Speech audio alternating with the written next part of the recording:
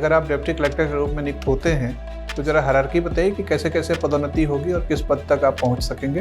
दतिया में जो मंदिर है जिसकी वजह से दतिया की पहचान है, पीताम्बरा माई का मंदिर, उस मंदिर की हिस्ट्री आप हमें बता सकते हैं? मध्य प्रदेश में कितनी वर्ल्ड हेरिटेज साइट्स हैं और कौन कौन सी हैं? ये जो डिस्ट्रिक्ट कलेक्टर होते हैं वो सब पीसीएस के द्वारा चयनित अधिकारी ही बनते हैं या आईएएस वाले भी लोग आ जाते हैं ऊपर से?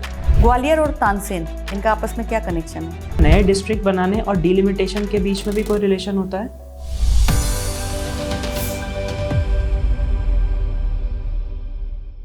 May I come in, sir? Come in. Thank you so much, sir.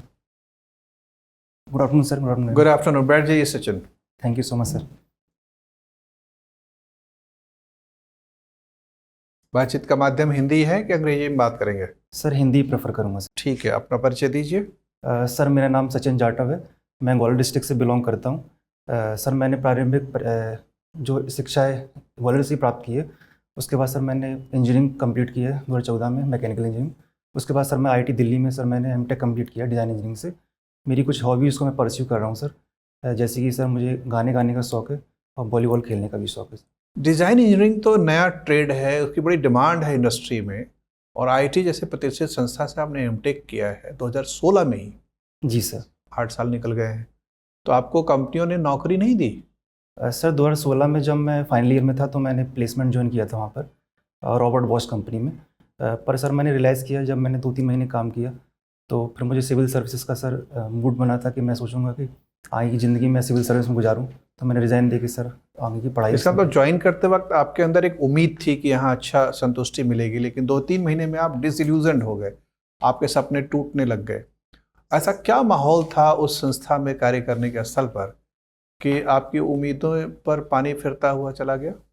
Sir पहला जो वहाँ पे जो काम करने का जो प्लेटफॉर्म था वो काफ़ी अच्छा था, टेक्निकल वर्क में काम करने का मौका मिल रहा था। मैं रिसर्च एंड डेवलपमेंट इंजीनियर था वहाँ पे सर। बट सर काम करने की प्रोफाइल में अगर मैं बात करूँ सर, एक मोनोटोनी थी सर, एक ही काम को मुझे लंबे समय तक करना पड़ रहा था। और उसमें जो सर कोडिंग और डिकोडिंग का जो फंक्शंस थे वो उसमें परिपक्व तो था सर मैं, पर उसको करने की इच्छा नहीं हो रही थी मेरी। मुझे लगा कि सर मैं ऐसे काम में इन्वॉल्व होना चाहता हूँ जहाँ पे डाइवर्सिटी ऑफ वर्क मिले, काफ़ी स्कोप मिले और डेवलपमेंट में मैं सब में योगदान दे सकूँ। इसलिए सर मैंने सिविल सर्विस में आने का निर्णय लिया। प्रशासन में भी आएंगे तो इस तरह की एक रास्ता या मोनोटोनी का अनुभव आपको प्राय होगा, क्योंकि ऐसे विभाग में नियुक्ति हो जाएगी जहाँ पर कि आपको कुछ करना नहीं है, बस कुर्सी बैठ के फाइलों पे सिग्नेचर करने होते हैं। जी सर। कोई जनसंपर्क नहीं है। जी सर। उसमें क्या करेंगे फिर? सर प्रायः ये देखा गया सर, जैसे जिस गवर्नमेंट डिपार्टमेंट में सर पोस्टिंग होती है तो इनिशियली सर हो सकता है कि वहाँ पर इतनी डाइवर्सिटी मौका ना मिले, पर जैसे सर हम हायरार्की में ऊपर बढ़ते जाते हैं तो डाइवर्सिटी का मौका ही मिलता है और काफ़ी प्लेटफॉर्म मिलते हैं जहाँ पर हम सर्विस कर सकते हैं। क्या हायरार्की, अगर आप डिप्टी कलेक्टर के रूप में नियुक्त होते हैं तो जरा हायरार्की बताइए कि कैसे कैसे पदोन्नति होगी और किस पद तक आप पहुँच सकेंगे? सर डिप्टी कलेक्टर में अगर मैं चयनित होता हूँ तो सबसे पहले जो पोस्टिंग होती है सर आफ्टर ट्रेनिंग एसडीएम के पद पर पोस्टिंग होती है सर। ठीक है। उसके बाद सर सेकंड प्रमोशन जो होता है वो एडीएम के तौर पर होता है, एडिशनल डिस्ट्रिक्ट मजिस्ट्रेट। उसके बाद सर डिस्ट्रिक्ट मजिस्ट्रेट के तौर पर पोस्टिंग होती है, और अगर किसी व्यक्ति ने जल्दी सर्विस ज्वाइन किया है 22-23 ईयर्स में तो कमिश्नर रैंक तक पहुँच सकता है सर वो। ठीक है। तो भारत में मध्य प्रदेश में कितने कमिश्नर हैं? सर अभी करंटली सर 9 कमिश्नर्स हैं। क्यों 9 ही क्यों है? क्योंकि सर यहाँ पर जो संभागों को वर्गीकृत किया गया 9 भागों में वर्गीकृत किया गया, इसलिए 9 ही संभाग हैं मध्य प्रदेश में कि 10 हैं? सर 10 अभी कंप्लीट एग्रीमेंट हो नहीं पाया सर उसका, जहाँ तक मेरी जानकारी है। अच्छा, और जिले कितने हैं? सर जिले 55 हैं सर। 55 है। जी सर। मतलब डिस्ट्रिक्ट कलेक्टर 55 होंगे? जी सर। अच्छा, तो ये जो डिस्ट्रिक्ट कलेक्टर होते हैं वो सब पीसीएस के द्वारा चयनित अधिकारी ही बनते हैं या आईएएस वाले भी लोग आ जाते हैं ऊपर से? सर जैसे कि प्रोविज़न है अंडर कन्वेंशन के 2/3 पोस्ट जो होती है आईएएस से रिक्रूट होकर डिप्टी कलेक्टर से बनते हैं, बाकी 1/3 जो पोस्ट होती है स्टेट पीसीएस से बनकर कलेक्टर से बनते हैं। मतलब पीसीएस वालों के लिए गुंजाइश थोड़ी सी कम रहती है? जी सर। आपको लगता है कि 1/3 2/3 का जो बंटवारा है ये न्यायोचित है? निश्चित तौर पर सर मैं इसको मानता हूँ। कई राज्यों में 50% पीसीएस वालों के लिए है और 50% आईएएस के लिए है। जी सर। क्या वो बेहतर व्यवस्था है? Sir according to me sir मैं समझ पाता हूँ कि ऑल इंडिया सर्विस का जो पर्पस होता है वो स्टेट सेंट्रल को रिप्रेजेंट करना होता है स्टेट गवर्नमेंट पे आकर। तो अगर उनका रिप्रेजेंटेशन जितना ज़्यादा अच्छा होगा तो बेहतर तरीके से काम कर पाएंगे सर वहाँ पर। ठीक है। स्टेट की ब्यूरोक्रेसी में अपना निर्णय अच्छा ले पाएंगे वो। मेरा अंतिम प्रश्न है सचिन, जी सर। आप चूंकि दतिया जिले से रहने वाले हैं, जी सर। तो उस जिले का एक संक्षिप्त प्रोफाइल बताइए। सर दतिया जिला की अगर हम बात करें सर, ये बुंदेलखंड के हिस्से में आता है और इस डिस्ट्रिक्ट की सर खास बात यह है कि नेचुरल ब्यूटी यहाँ पे अच्छी मिलती है। पहुँच नदी के किनारे बसा हुआ शहर है। इसमें 3 विधानसभा क्षेत्र पाए जाते हैं, एक सियोड़ा, भांडेर और दतिया इटसेल्फ। और सर इसकी अगर हम बात करें तो यहाँ पे लिटरेसी रेट 879 है और यहाँ पे काफ़ी गवर्नमेंट स्कूल्स और कॉलेज लगातार बन रहे हैं और रिसेंटली मेडिकल कॉलेज यहाँ पे इस्टेब्लिश किया गया है सर। ठीक, धन्यवाद। Sachin ji, yes ma'am. दतिया को इससे के ही सिलसिले को आगे बढ़ाते हुए मैं आपसे पूछूंगी कि दतिया में जो मंदिर है जिसकी वजह से दतिया की पहचान है, यस पीताम्बरा माई का मंदिर, यस मैम। उस मंदिर की हिस्ट्री आप हमें बता सकते हैं? यस मैम, पीताम्बरा माई के मंदिर की हिस्ट्री की अगर हम ओरिजिन करें तो ये माना जाता है कि भगवान शंकर की जो पत्नी थी उनका नाम था सती माता, और जब उनकी डेथ हो गई थी तो सती माता के डिफरेंट अंग इंडिया भर में नीचे गिरे हुए थे।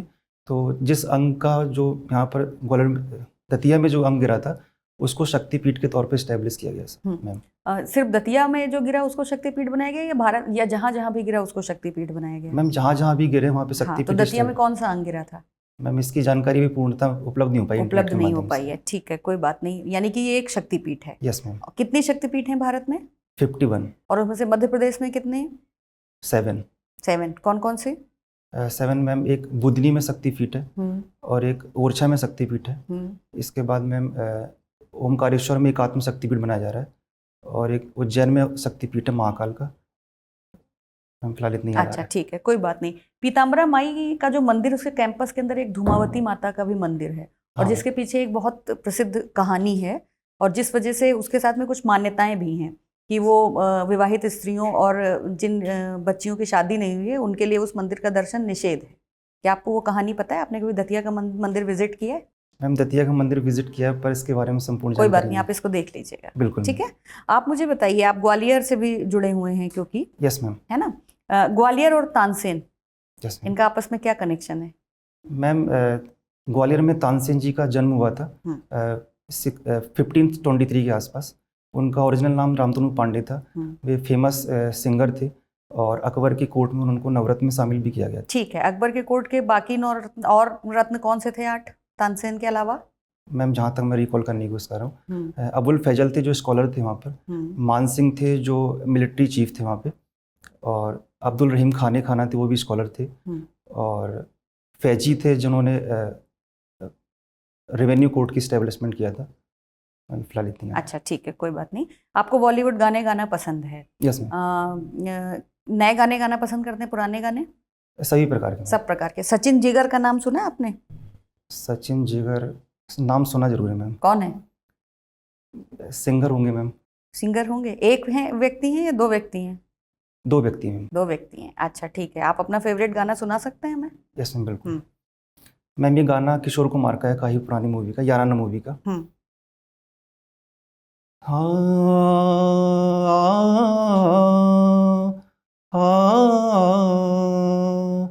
छूकर मेरे मन को किया तूने क्या इशारा, बदला ये मौसम लगे प्यारा जग सारा, छूकर मेरे मन को किया तूने क्या इशारा। ठीक है, बहुत बढ़िया। ये बताइए कि आपको बॉलीवुड गाने, क्योंकि आपने मेंशन किया है, ये बताइए बॉलीवुड को बॉलीवुड क्यों कहते हैं? मैम बॉलीवुड को बॉलीवुड इसलिए बोलते हैं क्योंकि बॉलीवुड का ओरिजिन बॉम्बे सिटी से हुआ है, तो उन्होंने वहाँ से वो टर्म उठाया है और बॉलीवुड का वहाँ पे इस्तेमाल किया है। अच्छा ठीक है। आपने, क्योंकि आपने सर से बातचीत के क्रम में बताया कि आपको रियलाइजेशन हुआ कि आपको सिविल सर्विसेज में जाना चाहिए और आपको जनता के लिए कुछ काम करना चाहिए। अगर मैं आपसे ये कहूँ कि आप कोई 3 ऐसे सेक्टर चुनिए मध्य प्रदेश के बारे में जिन पे आपको लगता है कि सबसे पहले काम किया जाना चाहिए, तो वो 3 कौन होंगे? मैम सबसे पहले काम करना चाहिए जनजातीय विकास के लिए। ठीक है। और इसके बाद मैम मुझे लगता है कि हेल्थ सेक्टर में काम करना चाहिए, और इसके बाद मैम मुझे लगता है पर्यटन विकास के लिए काम करना चाहिए। पर्यटन विकास की आप बात कर रहे हैं। पर्यटन तो वैसे मध्य प्रदेश में काफ़ी होता है। कौन सी जगह ऐसी है जहाँ पर आपको लगता है कि अभी ये पर्यटन का उतना विकास नहीं हुआ है और उस पर काम और किया जाना चाहिए? मैम सबसे पहली बात है, मैं जिस जगह से बिलोंग करता हूँ चंबल ग्वालियर संभाग में, वहाँ पर्यटन का इतना विकास नहीं हो पाया है क्योंकि वहाँ पर सिक्योरिटी थ्रेट होता है लोगों को आने के लिए। ठीक। तो अगर उस पर काम किया जाए तो मुझे लगता है वहाँ पर्यटन चंबल में अभी भी सिक्योरिटी थ्रेट है? हाँ क्योंकि मैम, जहाँ बिल्कुल। तक मेरी जानकारी है कि अब तो चीज़ें बदल गई हैं वहाँ पे।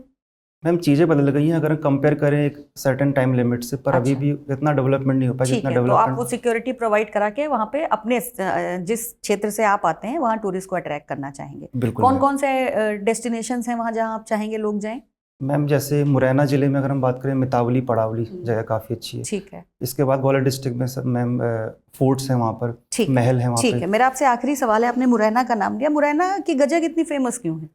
हाँ मैम बताते हैं। मुरैना की गजक को मैम रिसेंटली जीआई टैग मिला हुआ हाँ। था। इसकी खास बात मैम ये है, वहाँ पे एक चंबल नदी वहाँ से निकलती है। चंबल नदी के मीठे पानी होने के कारण वहाँ पे गुड़ की जो वैरायटी है दतिया से ट्रांसपोर्ट इम्पोर्ट की जाती है, वो लगाई जाती है। तो इससे इन दोनों के कॉम्बिनेशन में जो तिल होता है, गुड़ होता है और मीठा पानी चंबल का, इसके राइट कॉम्बिनेशन में अच्छी वैरायटी की वहाँ पे गजक मिल जाती सबसे फेमस ब्रांड कौन सा है गजक का मुरैना में? है। मैम ब्रांड नहीं पता, पर मुरैना गजक ही से फेमस होती है। ठीक है, thank you sir. Sachin, yes world heritage site क्या होती है? सर, वर्ल्ड हेरिटेज साइट्स का जो क्लासिफिकेशन सर वो यूनेस्को के द्वारा किया जाता है। उनका पर्पस सर ये होता है कि अगर कोई साइट्स जहाँ पर कल्चर और पॉलिटिकल और इकोनॉमिकल सिग्निफिकेंस है तो उसको हम मेंशन करेंगे, ताकि वहाँ पे लिटरेसी में डेवलपमेंट काफ़ी हो सके। ठीक है, तो ये रिकॉग्निशन कंट्री स्पेसिफिक होता है या वर्ल्ड ओवर रिकॉग्निशन होता है? वर्ल्ड ओवर रिकग्निशन होता है सर। ठीक है, यूनेस्को के बारे में बताइए, किस प्रकार की संस्था है? यूनेस्को सर यूनाइटेड नेशंस की एक इम्पोर्टेंट संस्था है। उसका जो फुल फॉर्म है United Nation Education and Culture Organisation. ये 1950 में इस्टेब्लिश की गई थी। इसमें 193 मेंबर हैं। इनका पर्पस ये होता है सर, अगर किसी भी जगह पर कोई कल्चरली इंपॉर्टेंट पॉइंट है जिसको सिग्निफाइड किया जा सकता है तो उनको वो मेंशन कर देते हैं वहाँ पर सर। ठीक है, मध्य प्रदेश में कितनी वर्ल्ड हेरिटेज साइट्स हैं और कौन कौन सी हैं? जी सर, मध्य प्रदेश में sir currently 3 world heritage site है। पहला सर सांची का स्तूपा, दूसरा खजुराहो टेम्पल और थर्ड सर ठीक है, कोई बात नहीं। जिन जगहों के नाम अभी आपने बताए ये पॉपुलर टूरिस्ट डेस्टिनेशंस हैं और यहाँ पे काफ़ी टूरिस्ट इनफ्लो होता है। निश्चित ठीक है, रूप से। आप मुझे कोई ऐसी जगह का नाम बता सकते हैं अपने अनुभव के आधार पर जिसे यूनेस्को वर्ल्ड हेरिटेज साइट का दर्जा दिया जाना चाहिए आने वाले समय में? सर जैसा कि मध्य प्रदेश गवर्नमेंट प्रयास कर रही है कि मांडू जिले में जो टूरिस्ट डेस्टिनेशन है काफ़ी पॉपुलर है, तो उनको प्रपोज किया जा रहा है कि यूनेस्को दर्जा मिलना चाहिए सर। ठीक है, हाल ही में विमेन रिजर्वेशन एक्ट लाया गया जिसके तहत पार्लियामेंट और स्टेट लेजिस्लेचर्स में महिलाओं को आरक्षण देने का प्रावधान किया गया है। आप मुझे ये बताइए, एक तो इस एक्ट का ऑफिशियल नाम क्या है और ये कब से लागू होगा? सर इस एक्ट का ऑफिशियल नाम है women reservation empowerment act 2023। Sir इसकी इम्प्लीमेंटेशन डेट याद नहीं सर। इम्प्लीमेंटेशन डेट याद नहीं है? जी सर। ठीक है, आप मुझे ये बताइए डीलिमिटेशन क्या होता है? हाँ सर, ओके सर। डीलिमिटेशन का पर्पस होता है कि अगर हम किसी एक कंट्री की बात करें तो वहाँ पे एक सर्टेन टेरिटरी डिसाइड करती है election commission of India, delimitation commission, जिसके आधार पर वहाँ पर किसी मेंबर ऑफ पार्लियामेंट वहाँ पे चुने जा सकते हैं on the base of population, और के आधार पर वहाँ पे हमें लिमिट रखनी पड़ती है कि सर्टेन एरिया की, कि वहाँ से सांसद को चुना जा सकता है। तो डीलिमिटेशन का रिलेशन सिर्फ एमपी के इलेक्शन से होता है या इसका प्रभाव एमएलए के इलेक्शन पे भी होता है? सर एमएलए के इलेक्शन पे भी होता है सर। अच्छा, कई बार हम न्यूज़ में देखते हैं कि अलग अलग राज्यों में नए डिस्ट्रिक्ट्स का गठन किया जाता है, जी सर। तो क्या नए डिस्ट्रिक्ट बनाने और डीलिमिटेशन के बीच में भी कोई रिलेशन होता है? सर नए डिस्ट्रिक्ट बनाने और डिलिमिटेशन के बीच में सर डायरेक्ट कोरिलेशन नहीं है सर फिलहाल, क्योंकि सर डिलिमिटेशन में सर वो एक सेंसस का इस्तेमाल करते हैं, 2011 सेंसस का, उसके आधार पर हम डिलिमिट करते हैं। और जिले बनने का सर आधार एडमिनिस्ट्रेशन एफिशिएंसी होती है। उनको लगता है वहाँ पर अगर प्रशासन और अच्छे से चल सकता है तो वो वहाँ पे जिले का और विकास कर देते हैं। ठीक है, सचिन आप मुझे ये बताइए कि भारत की संविधान सभा कॉन्स्टिट्यूएंट असेंबली में कितनी फीमेल मेंबर्स थी? सर जहाँ तक मैं रिकॉल कर पा रहा हूँ सर 15 सर। 15? Yes sir. कुछ के नाम बता सकते हैं? 5 के नाम बता दीजिए। सॉरी सर, एक सरनेम याद आ रहा है, मिस कौर थी वहाँ पे, जो शायद यहीं से बिलोंग करती थी एमपी से, और सर भी याद नहीं आ रहा। और याद नहीं कर पा रहे हैं? ठीक है, स्वतंत्र भारत में जो पहला मंत्रिमंडल बना था क्या उसमें कोई महिला मंत्री भी थी? सर मैं रिकॉल नहीं कर पा रहा। ठीक है, करेंटली यूनियन कैबिनेट में जी केंद्र सरकार में कितनी महिला मंत्री हैं? माफ़ कीजिए सर, भी याद नहीं जानकारी है। मध्य प्रदेश के बारे में जानकारी है? No sir. ठीक है, आप मुझे ये बताइए कि सरोजनी नायडू का क्या कंट्रीब्यूशन रहा है इंडिया के फ्रीडम स्ट्रगल में? सर सरोजनी नायडू ने सर फ्रीडम स्ट्रगल में पार्टिसिपेशन किया है, स्पेशली क्वाइट इंडिया मूवमेंट में 1942 में। इसके बाद सर उन्होंने वुमेन को फ्रीडम स्ट्रगल में पार्टिसिपेट करने के लिए मोटिवेट किया है, और डिफरेंट मूवमेंट्स में उन्होंने भी पार्टिसिपेट किया है ताकि इंडिया को आगे लीड मिल सके इस स्ट्रगल में। ठीक है सचिन, मेरा आखिरी सवाल आपसे, इंडिया के फ्रीडम स्ट्रगल में कुछ ट्राइबल लीडर्स का नाम बता सकते हैं? अभी सर मैं रिकॉल नहीं कर पाऊँ। कोई बात, शुक्रिया। सचिन, हिंदुस्तान का दिल धड़का दो, ये मध्य प्रदेश सरकार के किस कार्यक्रम का नारा है? माफ़ी सर, याद नहीं इस बारे में। मध्य प्रदेश का दावा है कि मध्य प्रदेश हिंदुस्तान का दिल है, जी सर। और भौगोलिक तौर पर भारत का केंद्र बिंदु कहाँ पर स्थित है? वो मध्य प्रदेश में ही है कहीं ना कहीं। जी सर, उज्जैन में स्थित है सर। नहीं, उज्जैन में नहीं। Sir geographical point sir Ujjain. Geographical central point, जी सर। ज्योग्राफिकल सेंट्रल पॉइंट, जो कि अक्षांश और देशांतर के हिसाब से तय हो। जी सर। उज्जैन का नाम आपने लिया है, प्राचीन काल में उसको क्या मानते थे? सर अवंती के नाम से जाना जाता अवंती के रूप में। उसको ग्रीनविच का समानांतर मानते थे कि वहीं से 0 डिग्री या वहीं से गणना की जाती थी प्राचीन काल में। है। जी सर। बहरहाल, तो सचिन जाते जाते एक सवाल का उत्तर बताइए जी सर। कि जो वर्तमान मुख्यमंत्री हैं, जी सर। ये संख्या के रूप में आज़ादी के बाद मध्य प्रदेश के कौन से मुख्यमंत्री हैं? मतलब कितने व्यक्ति मुख्यमंत्री बन चुके हैं इनके पहले? सर 32 फिगर में जहाँ तक याद आ रहा है सर। कोई बात 32 नहीं, सर। ठीक है, आपका इंटरव्यू हो गया सचिन, अब जा सकते हैं। Thank you so much.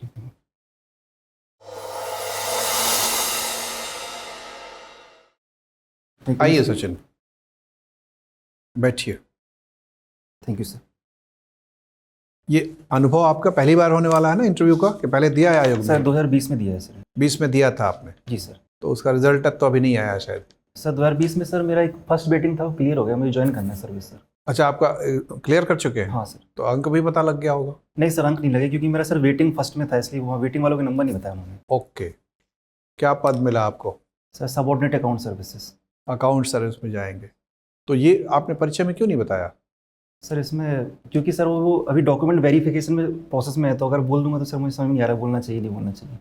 बोलना चाहिए, क्योंकि ये आपकी उपलब्धि है।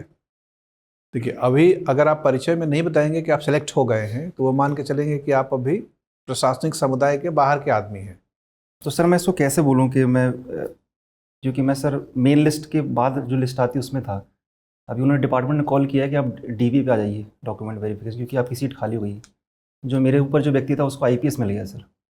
हाँ, तो उन्होंने ज्वाइन नहीं किया ना? हाँ नहीं किया सर। ठीक है, तो आप यही तथ्य बता दीजिएगा कि सर अभी 2020 की परीक्षा में वेटिंग लिस्ट में मेरा नाम आ गया और इनविटेशन लेटर, ज्वाइनिंग लेटर आ गया मेरे पास। केवल लेटर ही आया सर, केवल ज्वाइन नहीं किया अभी उसमें। ठीक है, लेटर, इंटीमेशन लेटर आ गया। हाँ ये इंटीमेशन लेटर। हाँ, यही चीज़ बता दीजिएगा कि सर इंटीमेशन लेटर मेरे पास आ गया है और जो भी समय देंगे मुझे ज्वाइन करना है। जी। तो उससे पता लग जाएगा ना कि आप ऑलरेडी एक प्रशासनिक समुदाय के सदस्य बन चुके हैं। जी सर। इससे फेवर में आपके जाएगा, और चूंकि आपने ज्वाइन किया नहीं इसलिए बहुत ज़्यादा तकनीकी पहलू उधर से नहीं पूछेंगे। बिल्कुल सर। ठीक है, तो एक तो ये ध्यान रखना है। दूसरी चीज़ ये है कि एक दो तथ्यों पर थोड़ा सा सतर्क रहना है। जैसे संभागों की संख्या 10 है, अब पता नहीं आपके दिमाग में 9 क्यों बैठा हुआ है। ठीक है सर। ठीक है, उस तरह से महिला आरक्षण कानून जो है उसका कोई अंग्रेजी में नाम नहीं है। मतलब जो नारी वंदन शक्ति अधिनियम है उसका अंग्रेजी ट्रांसलेशन करने की जरूरत नहीं है। हिंदी सर। अंग्रेजी में भी उसका वही नाम है। जी सर। ठीक है, जी सर। अन्यथा इन एक दो छोटे मोटी गलतियों के अलावा बाकी सारा इंटरव्यू आपका बहुत स्मूथ रहा है। जी। अच्छा रहा है, आपकी एंट्री अच्छी है, बैठने की भंगिमा अच्छी है, ड्रेस सेंस अच्छा है, सौम्य और शालीन चेहरे में भाव है। जी सर। तो प्रशासकीय जो एटीट्यूड एक दिखना चाहिए वो दिख रहा है। जी सर। प्रश्नों का जवाब आपने बड़े संतुलित तरीके से दिया है। तथ्यपरक सवालों पे ज़्यादा हम लोग गौर नहीं मतापिच नहीं करते, क्योंकि तथ्य तो खैर यहाँ जो पूछे जा रहे हैं वहाँ अलग तथ्य पूछे जा सकते हैं। जी सर। हो सकता है जो तथ्य आपको ध्यान नहीं है वहाँ रेलिवेंट भी नहीं है, और तथ्यात्मक ज्ञान बढ़ाने की अपनी कोई सीमा भी नहीं है। तो जब तक समय है कुछ ना कुछ पढ़ते रहिए। अभी 1 महीना लगभग आपके पास वक्त है, तो अपने ज़िले के बारे में, जहाँ आसपास के बारे में सब कुछ जानकारी जितनी बढ़ा सके बढ़ाते रहिए। लेकिन सामान्यतः एटीट्यूडनल जो चीज़ें हैं कि अभिव्यक्त प्रश्न समझने की जो प्रक्रिया है उसमें आप त्वरित तरीके से समझते हैं कि नहीं, जी सर। वो कंप्रिहेंशन आपका ठीक है, लिसनिंग अच्छी है, ध्यान से सुनते हैं, अलर्ट रहते हैं मेंटली, जी सर। अभिव्यक्ति आपकी तर्कसंगत है, स्पष्टता है, ध्वनि थोड़ी सी बढ़ा सकते हैं, जी सर। ध्वनि ठीक है वैसे तो, लेकिन थोड़ी सी और थोड़ा दिखना चाहिए, कॉन्फिडेंस लेवल और बेहतर दिखाने के लिए, एनर्जी थोड़ी सी बेहतर दिखाने के लिए थोड़ा सा चेहरे पे कभी कभी खुशनुमा भाव, मतलब स्माइलिंग एक्सप्रेशन कभी कभी लेके आएंगे तो बेहतर रहेगा। जी सर। तो एनर्जी और स्माइलिंग वाला पर हल्का सा सुधार कर सकते हैं। जी सर। बाकी सब चीज़ें ठीक है, मतलब आपके मामले में किसी बड़े इंटरवेंशन की आवश्यकता महसूस नहीं हो रही है। जी सर। जैसे आप हैं वैसे भी ऑफर जाएंगे तो ठीक ठाक अंक मिलने चाहिए आपको, जी सर। बेहतर अंक मिलने चाहिए। हाँ, लेकिन चूंकि एक बार सिलेक्शन हो गया है, अब तो आपका पहला है कि भाई अब इस बार ख़त्म ही हो जाए मामला, हाँ सर, जो बिल्कुल। मनोवांछित पद है मिल जाए, सिलसिला ख़त्म हो, उधर जाके नौकरी करी जाए। बिल्कुल सर। तो उसके लिए वही है कि थोड़ा बहुत ये सब परिष्कार वाले पे ध्यान देते। जी सर। एक आध तथ्य अगर नहीं पता हो, जैसे नारी बंधन नहीं पता था तो ठीक है सर, मैं ये कह सकते सर मैंने तो यही सुना है, कोई अंग्रेजी नाम सुना नहीं है, कृत्रिम तौर पे बनाने की आवश्यकता नहीं है। सर एक क्वेश्चन मेरा ये है कि जब भी सर कोई क्वेश्चन आता है उसमें थोड़ा डाउट रहता है कि मैं इसका आंसर दे पा रहा हूँ नहीं दे पा रहा हूँ, जो फैक्चुअल इन्फॉर्मेशन में, तो ये बोल दूँ Sorry, गैस कर सकते हैं कि उसमें। हाँ, या अगर आपको थोड़ा सा लाला चौरा के नहीं पता तो है लेकिन आश्वस्त नहीं हूँ, तो आप यही बात कह दीजिए, मतलब दिल खोल के बात करिए जी कि सर इस बारे में मैं अभी खुद ही आश्वस्त नहीं हूँ, लेकिन मुझे लगता है कि मैं ये जानता हूँ, अगर आप कहें तो बताओ। जी सर। ठीक है, ये एकदम पारदर्शिता रखिए। देखिए होता क्या है ना कि प्रशासन में, प्रशासकों के व्यवहार में पारदर्शिता का होना बड़ा ज़रूरी है लोकतंत्र में, बिल्कुल सर। और वो एक हैबिट होनी चाहिए। तो इंटरव्यू में ही उसकी जांच होती है कि आपके व्यक्तित्व में पारदर्शिता एक आदत बनी है कि नहीं। तो बोल दीजिए जो भी आपके मन में, दिल में जो बात है वो बता दीजिए उनको। बिल्कुल सर। ठीक है, चलिए और तो कोई प्रश्न या और कोई नहीं सर। चलिए, all the best. Thank you sir. Thank you.